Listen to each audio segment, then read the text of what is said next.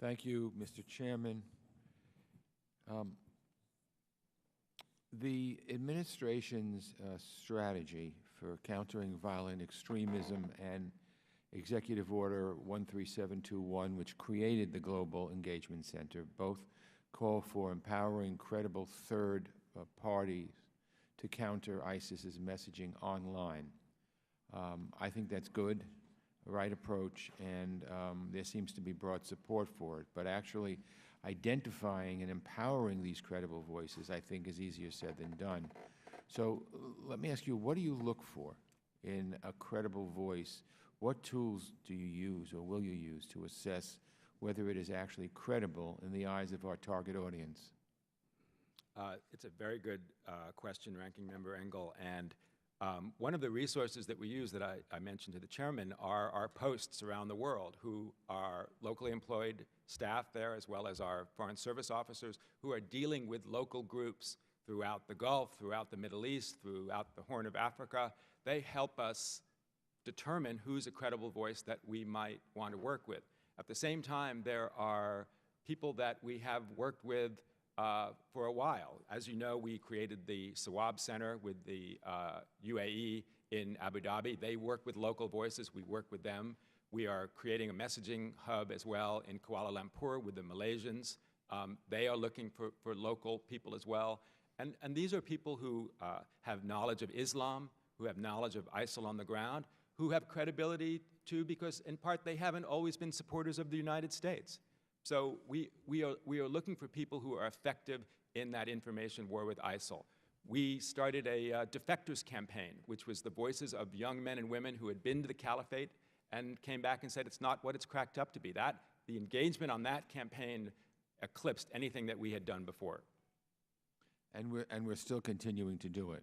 We are. We're doing. A group of partners is doing another one this fall. We have done campaigns about governance. We've done campaigns about ISIL's brutal treatment of women. This campaign model, which was an evolution of what CSCC did, which was more direct tit-for-tat messaging, that campaign model we've discovered is much, much more effective. And do you have the resources to do an adequate job? I know everybody can always use more money, but are your resources adequate? Well, as you know, Congressman, I ran a media company once upon a time, and frankly, I had a lot more resources running time than I have running the GEC. I also want to mention that I am not running the GEC. Coordinator Michael Lumpkin, who the chairman mentioned, is running GEC, and he's doing a terrific job in terms of really changing its focus, giving it momentum, which he has. So even though we've tripled the budget, it's from a very small base. When I came in, CSCC's budget was only $5 million a year. So I actually think the GEC, under Coordinator Lumpkin's leadership, could actually use more money and be more effective. Thank you. At our hearing on this issue in June, we had a panel of non-governmental experts who discussed two different approaches to identifying credible voices. Some experts have suggested a top-down approach using American media professionals to develop content and curate messaging for third parties to disseminate. Others propose a bottom-up approach that would encourage Internet users from around the world to produce their own messaging through YouTube contests and other outreach. This bottom-up approach could generate a lot of content for very little cost. It wouldn't all be effective, but some of it, I believe, would be exceptional and authentic. What do you see as the advantages and disadvantages of each approach? And in your view, what is the most effective role for the U.S. government in supporting these approaches? Thank you for that question.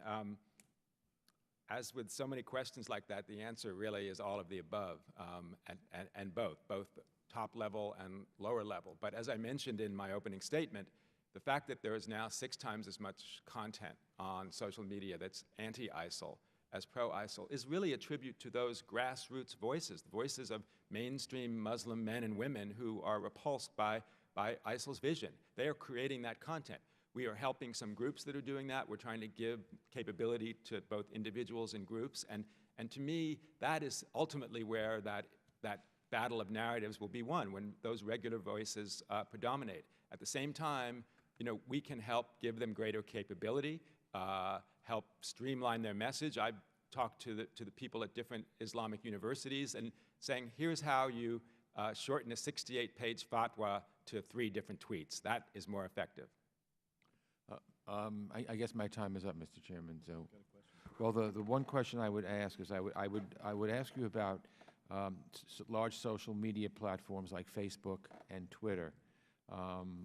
They do play a prominent role in the radicalization process. So how do we work with these companies to combat radicalization? We've seen social media companies improve content removal, but what more should these companies do to support counter-messaging efforts? Yes, I mean, their platforms, they do not support radicalization, obviously. Their platforms hold content that does preach radicalization. But I think the story of the social media companies and the tech companies is an underwritten story. They are all aggressively out there getting content off their platforms. As one of them said to me, this is our ecosphere. We don't want to have it polluted with this kind of noxious content. So 2 weeks ago, I was out in Silicon Valley. I was with the Secretary of State. We met with Mark Zuckerberg at Facebook about what they're doing. They have dozens and dozens of people, Arabic speakers, 24/7 taking down content. As I mentioned, Twitter has publicly said that they've taken down more than 125,000 handles. When I was out there last year, I met with a YouTube executive. I see these videos are taken down now within minutes, where it just has 25 or 50 views, whereas a year ago, they were up for minutes or even hours. So I think the tech companies are really aggressive in this space in ways that people don't always realize. Well, that's good news, and thank you for your efforts. Thank you, sir. Mr. Dana Rohrabacher of California.